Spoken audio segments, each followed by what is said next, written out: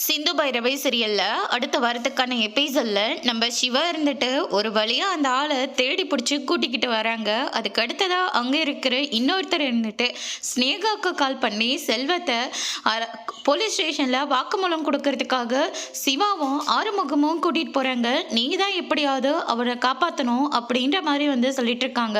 அப்படி மீறி காப்பாத்தாம விட்டுட்டீங்கன்னா நம்ம ஒட்டுமொத்தமா போய் ஜெயில உட்கார வேண்டியதா அப்படின்ற மாதிரி சொன்ன உடனே ஸ்னேகா இருந்துட்டு அவங்க அப்பாவோட ஹெல்ப்பால சில பேரை அடியாட்களை அனுப்பி வைக்கிறாங்க.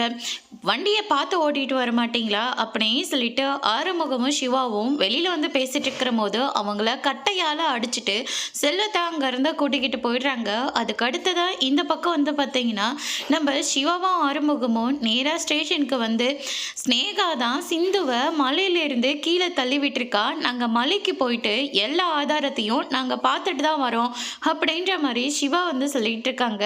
ஸ்னேகா மேல இருக்கிற கோவத்துல தான் அவங்க மேல நீங்க தேவையில்லாம பழி போடுறீங்க.